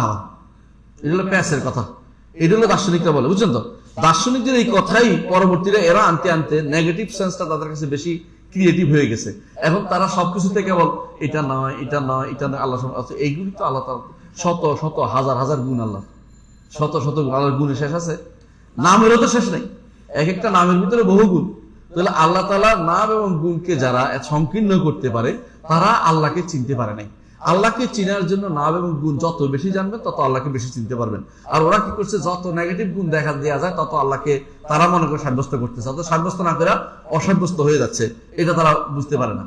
এরপরে আসেন, এরপরে আমাদের ইমাম বলতেছেন মুহীতুম বিকুল্লি শাইইন, মুহীতুম বিকুল্লি শাইইন ওয়া ফাওকাহু। মুহীতুম বিকুল্লি শাইইন, আল্লাহ সব কিছুকে পরিবেষ্টন করে আছেন। পরিবেষ্টন কিভাবে করছেন আল্লাহ তাআলা বলেন?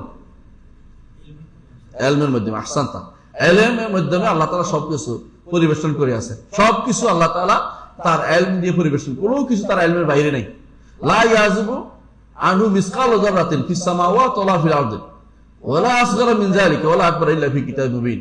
আসমান জমিনে কোনো কিছু মিসকাল যাররাই পরিমাণ জিনিস আল্লাহ তাআলা গোছরে নাই, আল্লাহ তাআলা গোছরে নাই। সুতরাং বোঝা গেল মুহীত হলো এই পরিবেষ্টন করা অর্থ হলো তার ইলম দিয়ে, এমন তার ক্ষমতা দিয়েও তিনি পরিবেশন করেছেন। তার ক্ষমতার বাইরে কেউ যেতে পারবে না।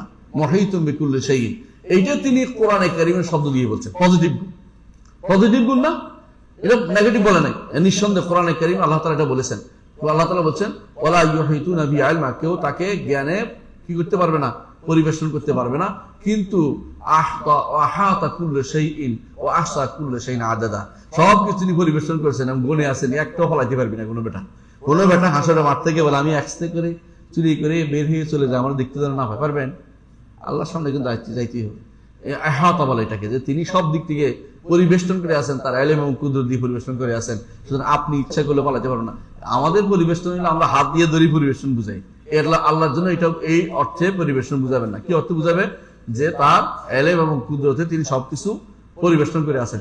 এরপরে তিনি বলতেছেন, এটা দ্বারা কি বুঝাচ্ছেন? তিনি তার সবকিছু, তার আলিম বুঝাচ্ছে, ইলম এবং কুদরত সাব্যস্ত হচ্ছে এই গুণ দ্বারা। এরপর ওয়া ফাওকাহু, এবং তিনি সবকিছুর উপরে। কে বলতেছে এটা? ইমাম তাহাবী বলতেছে তিনি সবকিছুর উপরে। অথচ আপনি যদি কোনো আজব, এই যে মাদ্রাসাগুলি আছে না আপনাদের আশেপাশে, বিশাল মাদ্রাসাগুলো এই কোনো একটা ওই কোনো একটা কে যে মাদ্রাসা করে দিয়েছে আল্লাহ জানে। ওই মাদ্রাসাগুলোতে আপনি যাই দেখবেন হুজুর হুজুর আল্লাহ কি উপরে, অসম্ভব, আল্লাহ কি উপরে বলা যাবে না। অথচ ওনাদের ইমামে বলতেছেন ওয়া ফাওকাহু, আর তিনি সব কিছুর উপরে। ইমাম বলতেছেন তিনি সবকিছুর উপরে, সবকিছুর উপরে সাব্যস্ত। এটা হাজারের উপর দলিল আছে, একটা দুইটা না। এটাই আমাদের রহমান আশুর উপর বইতে বিস্তারিত আলোচনা করেছি, এবং এটা আপনাদের মনে করতে ইমানের প্রথম সবক আল্লাহ সম্পর্কে জানার প্রথম সবক। যে ব্যক্তি এইটা জানতে পারেনি সে ব্যক্তি আল্লাহ সম্পর্কে কিছুই জানে না। এরপর ইমাম বলতেছেন ওয়াকাদ আজাজা আনিল ইহাতাতি খালকুহু, তার সৃষ্টি তাকে কখনো পরিবেষ্টন করতে ইহাতা করতে পারে না। ওয়ালা ইউহিতুনা বিশাইইম মিন ইলমিহি, বুঝতে পারছেন, ইল্লা বিমা শা, আর তার ইলমকে কেউ কোনোদিন ইলম নয় তার কোনো কিছু পরিবেশন করতে পারবে না। লা তুদরিকুল আবসার, চোখ দিয়েও তারা পরিবেশন করতে পারবেন না। লা তুদরিকুল আবসার ওয়া হুয়া ইউদরিকুল আবসার ওয়া হুয়া লতীফুল খাবীর, তার চোখ দিয়েও তাকে পরিবেশন করতে পারবে না। কি দেখতে পাবো মাসের দিন? চেহারা মোবারক, তার চেহারা দেখতে পাবো, কিন্তু তার পুরো সত্তাকে দেখতে পাবে না কেউ। পুরো সত্তাকে দেখার ক্ষমতা কারো নাই, বুঝলেন না? শুধু চেহারাটা দেখবো হাসরের দিন। আল্লাহর কাছে দোয়া করতেছি, দোয়া যখন করতে কি বলি? আসআলুকা ওয়া আসআলুকা লাযাতান নাযর ইলা ওয়াজহিকা ওয়া শাওকা ইলা লিকাইকা ফি গায়রি দাররা মুদিররা ওয়ালা ফিতনাতিন মুদিল্লা। এর অর্থ হচ্ছে আল্লাহ আপনার কাছে চাচ্ছি যে আপনি আপনার চেহারার দিকে তাকানোর নিয়ামতটা আমাকে দেন। এটাই তো চাচ্ছি, হাসরের দিন আমরা তার চেহারার দিকে তাকাবো। উজুহু ইয়াউমাইযিন নাযিরা ইলা রাব্বিহা নাযিরা, কিছু চেহারা সেদিন চক্ষু সেদিন হবে আনন্দ উজ্জ্বল হবে। কেন আনন্দ উজ্জ্বল হবে? কারণ তার রবের চেহারার দিকে তাকিয়ে আছে। ইলা উজুহু রাব্বিহা নাযিরা, রবের দিকে তাকিয়ে আছে। রবের দিকে তাকাবে, কোন দিকে তাকাবে? তার চেহারা তাকাতে পারবে, কিন্তু তার সত্তাকে পরিবেষ্টন করার ক্ষমতা কারো কোনোদিনই হবে না। ওলা ওয়াকাদ আজাজা আনিল ইহাতাতি খালকুহু, তার সৃষ্টি সবাই অপারগ হয়ে গেছে রব্বুল আলামিনের কোন জ্ঞান কোন গুণকে পরিপূর্ণ ইহাতা করতে। এই জন্য আমরা বলি কাইফিয়ত নির্ধারণ করা যায় না। আল্লাহ তাআলা সত্তার কোন কাইফিয়ত জানি না, তার নামের কোন ধরন জানি না। ধরন আল্লাহ সত্তার ধরন আমরা জানি না, তার সত্তা কিরকম, জাত কিরকম জানি না, তার নামের ধরন জানি না, গুণের ধরন জানি না। ঠিক আছে, আমরা যতটুকু আল্লাহ দিয়েছে অতটুকু শুধু জানতে পারি। তার সৃষ্টির মধ্যে কোনো একটা সম্পর্কে আমরা জানছি, এমন জিনিস আছে সৃষ্টির মধ্যে ওইটা আমি আসলে জানতে পারি না এখনো। আপনি একসময় আছে ডাক্তাররা বলতো, ডাক্তাররা অনেক কিছু মানব শরীরের মধ্যে অনেক কিছু তারা জেনে গেছে। তখন কি বলতো যে এখানে যে একটা অতিরিক্ত অ্যাপেন্ডিসাইটিস আছে, এটা অতিরিক্ত কিছু জিনিস দিয়ে দিচ্ছে, এগুলির কোনো দরকার নাই। আপনি কি বিশ্বাস করেন এটা? না, এটা বিশ্বাস করা যাবে না। এখন বলতেছে এতদিন পরে আইসা এইটারও দরকার আছে, প্রয়োজন এটা থেকে টান দেয়, এটা থেকে কোনো কিছু তার জন্য উপকার হয়, এটা কেটে ফেলা সবসময় ঠিক কাজ, যদি না ক্ষতিগ্রস্ত হয়, যদি না ফাঁকিয়া যায়, এটাকে শুধু শুধু কেটে ফেলা দরকার নেই। বুঝে আসছে? আপনি যখন ইলিশ মাছ দেখবেন, ইলিশ মাছের আল্লাহ তাআলা এত কাঁটা দিছে, কিন্তু দেখবেন যে এখানে অনেকগুলো কাঁটা একসাথে দিয়ে দিছে। দেখছেন কিনা কখনো? মানে আপনি চিন্তা করতেছেন কি এই জায়গার মধ্যে এতগুলো কাঁটা দিছে, কোনো কারণ নাই। আপনার কাছে কারণ না থাকতে পারে, আল্লাহর কি আছে এর মধ্যে কোনো হিকমত আছে। আপনি এহাতা করতে, সৃষ্টিরও এহাতা করতে পারেন নাই, তো স্রষ্টা তো দূরের কথা, স্রষ্টার সত্তা নাম গুণ কিছুই আপনি এহাতা করতে পারেন নাই। স্রষ্টার সৃষ্টিকে পর্যন্ত আপনি এখনো রহস্যভেদ করতে পারেন নাই।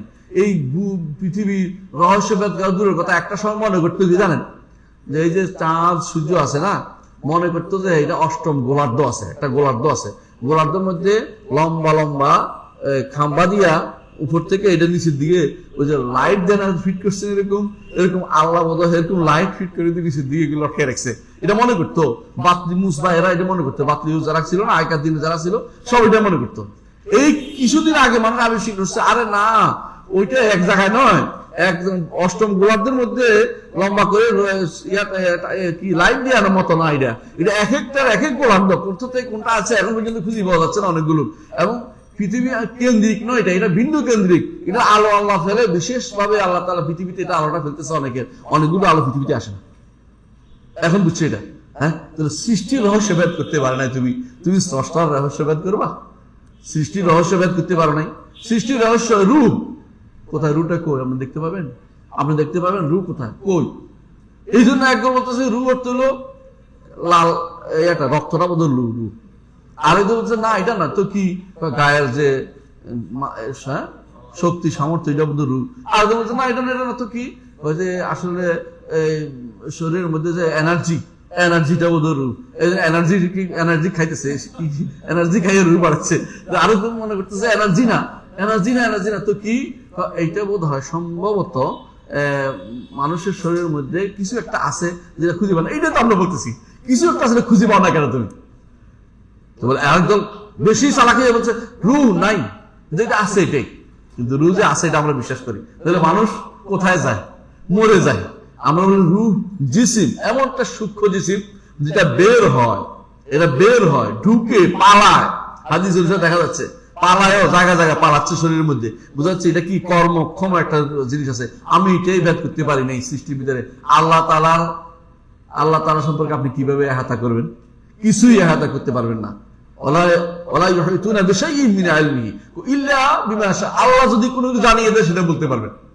বোঝা গেল সৃষ্টির যে ব্যক্তি রহস্য ভেদ করতে পারে নাই, স্রষ্টার রহস্য বোধ করার তো দূরের কথা, স্রষ্টা সম্পর্কে সে জ্ঞান পাবে কোথায়? তো সেখানে এই জন্য আল্লাহ, একজন ইমানদার বান্দা সবসময় এটাই বিশ্বাস করে যে আমি অমুক আল্লাহকে আল্লাহ সম্পর্কে আমি যেটা বলছি সেটা আল্লাহ সম্পর্কে আমি এটাই বিশ্বাস করি যে তার সম্পর্কে আমি কোনো লাস্ট কথা বলতে পারবো না। তিনি যা জানিয়েছেন এর বাইরে আমি নিজের পক্ষ থেকে সামান্যতম কিছু যুক্ত করে তার নাম গুণ কিছু সাব্যস্ত করতে পারবো না। আমাকে আল্লাহ যা বলছে এর মধ্যে সীমাবদ্ধ থাকতে হবে। এটা হচ্ছে আমাদের ইমাম তাহাবী রহমতুল্লাহ আলাইহির বক্তব্য, যেখানে তিনি বলেছেন। তাহলে তিনি কয়টা গুণ সাব্যস্ত করলেন দেখেন তো? ইতিমধ্যে কুদরত, এলেন, খেয়াল করছেন আপনি? কুদরত, এলেম সাব্যস্ত করছে, এবং কি আর কি সাব্যস্ত করছেন? কুয়া সাব্যস্ত করছেন, এবং তিনি হাইয়ুন সাব্যস্ত করছেন, কাইয়ুম সাব্যস্ত করছেন। কিন্তু নাম দিচ্ছেন ভিন্ন ভিন্ন। যদি তিনি একজন নাম দেখতেন আমরা বুঝে পেতাম যে তিনি এতগুলো গুণ সাব্যস্ত করছেন।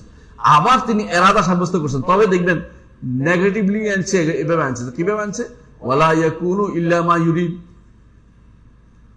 জগতে তিনি যা ইচ্ছা করেন না তা হয় না। অর্থাৎ তিনি হুয়া মুরিদুন বলতে পারতেন যে তিনি ইচ্ছা করেন, কিন্তু এভাবে বলছে ওয়ালা ইয়াকুনু ইল্লা মা ইউরিদ, এবং জগতে তিনি যা ইচ্ছা করেন না তা হয় না। তো এত ঘুরানছে বলতে আল্লাহ তিনি ইচ্ছা করেন, মুরিদ বলতে পারতেন। হ্যাঁ, শক্তিশালী করার জন্য হয়তো তিনি নেগেটিভ পজিটিভ দুটো আনছেন, যাতে করে ইস্তেসনা শক্তিশালী হয়, যে তিনি তার ইচ্ছাই শুধু কার্যকর হয়, তার ইচ্ছা কার্যকর, অর্থাৎ তার এরাদা গুণটি সাব্যস্ত করা হচ্ছে, এরাদা গুণটি সাব্যস্ত করা হচ্ছে। তাহলে এটাও তিনি গুণ সাব্যস্ত করেছেন। এখানে একটা জিনিস দেখতে পাচ্ছি আমরা, যে তিনি যে সমস্ত গুণ সাব্যস্ত করেছেন এইগুলি অনেকের মধ্যে অনেকেই সাব্যস্ত করে। এরাদা অর্থ কি এটা আগে আমরা আলোচনা করতে চাই এখন। হ্যাঁ, এরপরে তিনি আরো কিছু জিনিস গুণ, নেগেটিভ গুণ উল্লেখ করবেন। তবে আমরা আগে পজিটিভ গুণগুলি আসি। পজিটিভ গুণের মধ্যে একমতে এরাদা বলেছে। এরাদা শব্দের অর্থ কি? কোনো কিছু ইচ্ছা করা।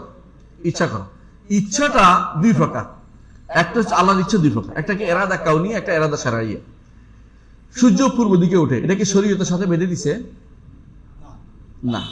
কিন্তু আপনাকে আল্লাহর ইচ্ছা, আপনাকে তিনি আল্লাহর ইচ্ছা অনুসারে আপনার উপর সালাত ফরজ করেছে, এখন এটা শরীয়ত না? শরীয়ত। তাহলে দেখা গেল কিছু এরাদা আছে যেগুলো আপনার হাতে নাই, আপনার উপরে আপতিত। আর কিছু এরাদা আছে আপনি ইচ্ছা করলে করতে পারেন, ইচ্ছা করলে নাও করতে পারেন, আপনার উপর হতেও পারে, নাও হতে পারে। যে জিনিসটা আপনার উপর আপতিত হয়েছে কিন্তু আপনার কিছু করার নেই, এটা বলা আল্লাহর এরাদা কাউনিয়া, প্রাকৃতিক ইচ্ছা। যেমন আপনার চুল সাদা হয়ে যাচ্ছে, ঠিক না? এটা কি আপনার শরীয়তের কাজ? এটা আল্লাহ যেমনি চাচ্ছে আমরা হচ্ছে। সূর্য পূর্ব দিকে উঠছে, এরাদা কাউনিয়া, কারণ এটা আল্লাহর প্রাকৃতিক ইচ্ছা, বুঝলেন তো? যে ইচ্ছার সাথে আমার শরীয়তের কোনো যোগ নাই, এবং যে ইচ্ছা আমার কিছু করারও নাই, এই ইচ্ছা হচ্ছে আল্লাহ তাআলার তাকদীর। এই তাকদীরের মধ্যে আমার কোনো কিছু করারও নাই, বুঝছেন না কথাটা? তাকদীর দান করছে, আমাকে বলছে শরীয়ত অনুসারে চলতে, এই জন্য শরীয়ত অনুসারে আনবো। তো এরাদা দুই প্রকার, একটা হচ্ছে এরাদা কাউনিয়া, যেটাতে আমার কিছু করার নাই, আমার শুধু ঈমান আনতে হবে। আমার কিছু করার, আমার শুধু ঈমান আনতে হবে যে আল্লাহ এটা যা বলছেন এটাই ঠিক। বিপদ হলে আমি বলতে হবে আল্লাহ বিপদ দিচ্ছে, আল্লাহ উদ্ধার করবেন। হ্যাঁ, আর যদি শারঈয়া হয় তখন আমার করণীয় আছে, আমার দায়িত্ব হচ্ছে এরাদা শারঈয়া মেনে নেয়া। আল্লাহর এরাদা শারঈয়া হচ্ছে আমি যেন নামাজ পড়ি, সালাত আদায় করি, আমি যেন সাওম রাখি, আমি যেন হজ করি, আল্লাহর এরাদা এটা। শরীয়ত বাবা আল্লাহ চান, আমার এটা করণীয় আছে, না করলে আমাকে পিটি লাগাবে, আর যদি করি শান্তি দিবে। আর যেটা আছে সূর্য পূর্ব দিকে উঠলে আমার শান্তিও না, শাস্তিও নাই, এটা তার ইচ্ছার উপর সবকিছু চলতেছে। তো দুইটা ইচ্ছা কি বুঝতে পারছেন? এই দুই ধরনের ইচ্ছা বুঝতে পারছেন? এই দুই ধরনের ইচ্ছা আমাদেরকে জানতে হবে। এই জন্য আল্লাহ এখানে যেটা বলছে ওয়ালা ইয়াকুনু ইল্লা মা ইউরিদ, তিনি যা ইচ্ছা করেন সেটা ছাড়া আর কিছু হয় না।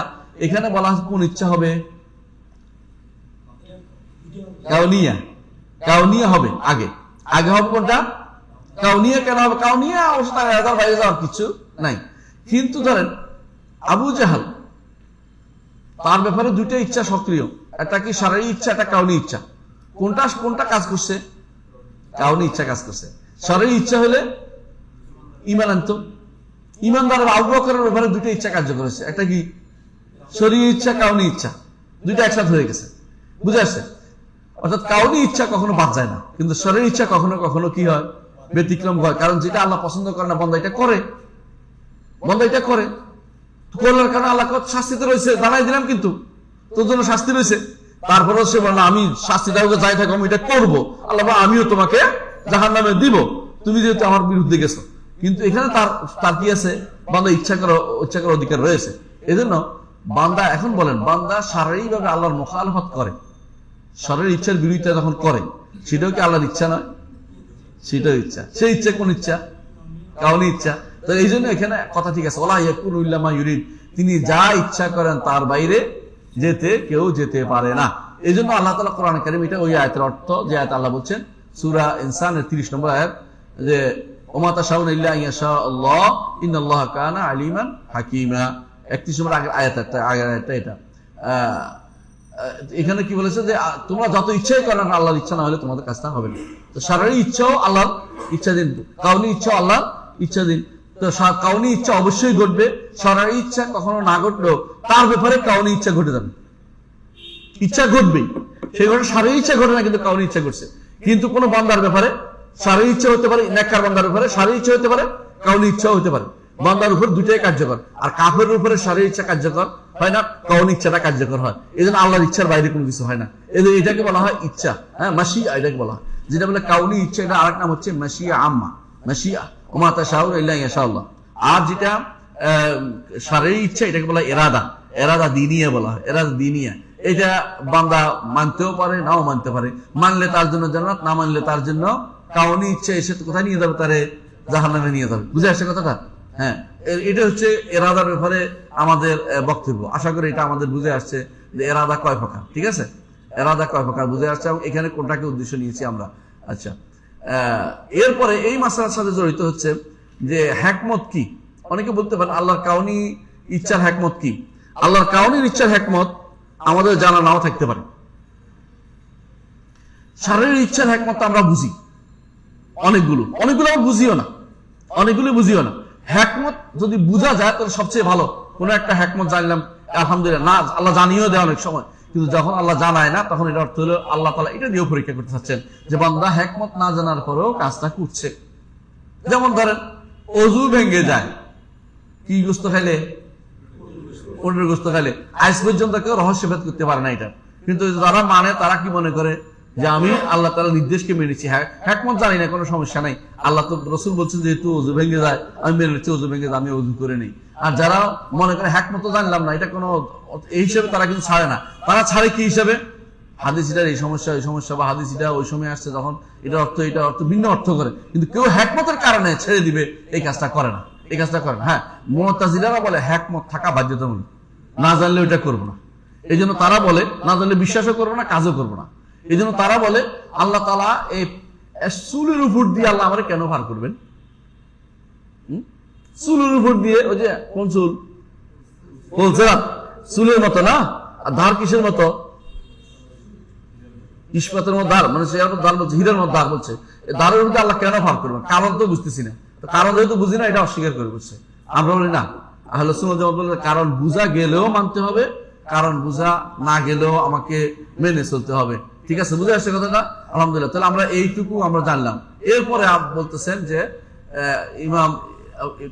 ইমাম তাহাবী রাহমাতুল্লাহ বলতেছেন লা তাবলুগুল আওহাম ওয়ালা তুদরিকুল আফহাম, তাকে কোনো ওহাম ধারণা করে তার কাছে পৌঁছা যায় না, এবং বুঝ দিয়েও তাকে পরিপূর্ণ বুঝে গেছি এমনটি বলতে পারবেন না। এইটা তিনি বলেছেন। এটার বিপরীতে দলিল আনতে হবে না? এই কথাটাকে বারবার বলছি, এটা দলিল লাগবে। তো দলিলটা একটা বলা যায়, সেটা হচ্ছে আল্লাহ তাআলা বলছেন লা তুদরিকুল আবসার ওয়া হুয়া ইউদরিকুল আবসার ওয়া হুয়াল লাতীফুল খাবীর। এটা দিয়ে দলিল দিচ্ছেন যে লা তাবলুগুল আওহাম, আমি ধারণা করে বুঝতে পারবো না তার সম্পর্কে কোনো কিছু, এবং সিদ্ধান্ত দিতে পারবো না, বুঝ দিয়েও তারা বুঝে গেছি এমন দলিল দিতে পারবো না, কারণ লা তুদরিকুল আবসার ওয়া হুয়া ইউদরিকুল আবসার ওয়া হুয়াল লাতীফুল খাবীর, ওয়া হুয়াল লাতীফুল খাবীর। এই বিষয়ে ইনশাআল্লাহ আগামী ক্লাসে বিস্তারিত আলোচনা করব। আজকে এখানেই আমরা সমাপ্ত রাখি। লা তুবলুগুল আওহাম ওয়া লা তুদরিকুল আফহাম, এই বিষয়ে আলোচনা করব। আমরা একটু খেয়াল করলে একটু বুঝবো যে এই জায়গাটা কিন্তু আবার নেগেটিভ সেন্সে উল্লেখ করছেন তিনি, তাই না? পজিটিভ উল্লেখ করতে পারতেন, কিন্তু এখানে নেগেটিভ সেন্সে কোরআন আয়াত থাকার কারণে আমরা এই নিয়ে বাড়াবাড়ি করবো না। এই ব্যাখ্যাটা ইনশাআল্লাহ আমরা করবো আগামী ক্লাসে। আল্লাহ আমাদের বুঝার তৌফিক দান। আসসালামু আলাইকুম ওয়া রাহমাতুল্লাহি ওয়া বারাকাতুহু।